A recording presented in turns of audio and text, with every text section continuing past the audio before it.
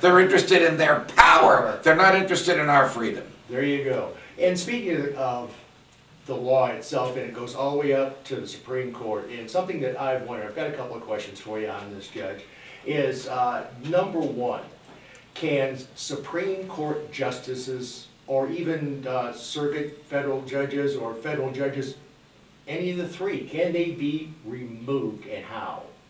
They can only be impeached if they have, by the same standards by which the president would be impeached. Okay. Meaning the commission of what's called a high crime or misdemeanor. Basically, conviction of a felony. Okay. There is one instance in modern times involving Judge Alcee Hastings, who's now Congressman Alcee Hastings, who was tried for bribery and acquitted, found not guilty, still impeached by the Senate.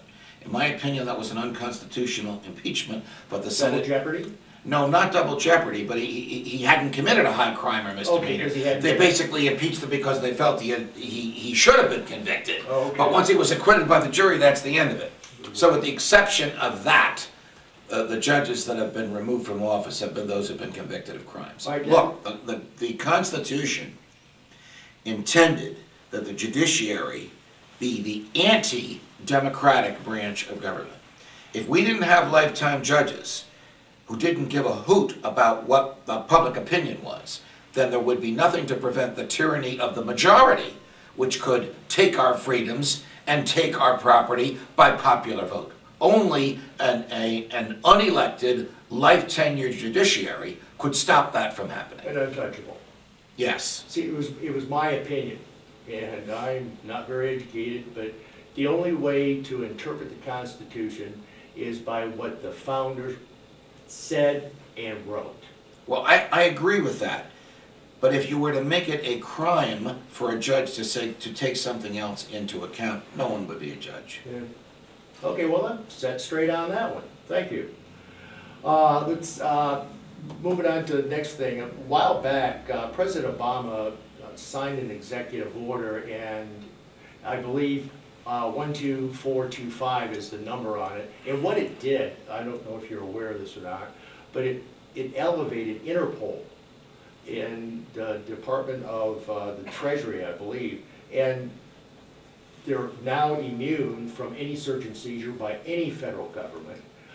There's basically no due process. How does that work? I mean, tell us a little bit about the executive order. Go ahead. I believe, yeah, I think 12425 might have been, it was actually an amendment of Reagan's. Reagan said an executive order back in the 80s saying, you know, to help Interpol, but it basically said, but you have to work within our framework of our legal system. This new one exempts Interpol, and it kind of puts them above our, you know, our national law. I am in no way a defender of the president's behavior, but this particular executive order has been interpreted wildly out of proportion to what it did. All it did was to place Interpol in the same situation as other police entities in the United States, which is they are immune from litigation for what they do in good faith. It doesn't give them the authority to supersede the Constitution. Are they physically present in the United States?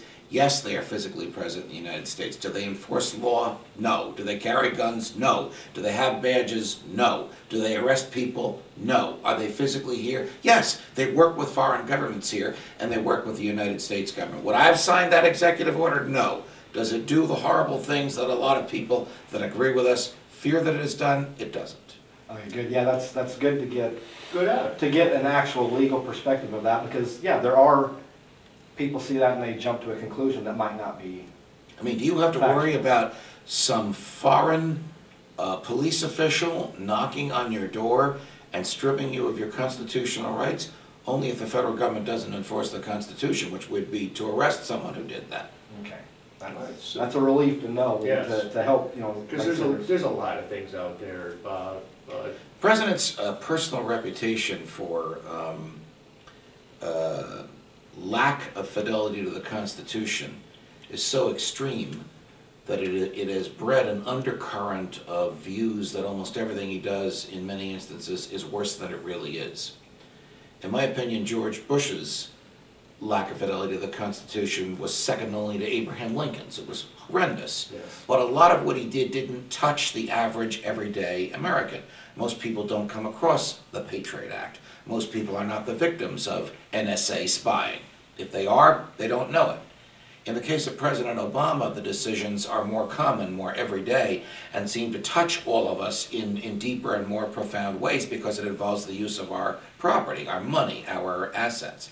Each is faithless to the Constitution, but because President Obama's seems to be more in your face, seems to be more highly concentrated, seems to be coming in such heavy doses, seems to be barreling down the street all at once, it frequently appears worse than it is.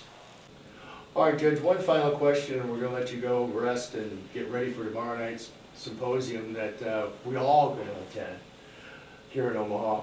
And hopefully it's not going to be much of a dark note, but will the Constitution stand forever? Can it be brought down? If it is brought down, it will not be brought down by a formal amendment or a series of amendments invalidating it or a document that replaces it.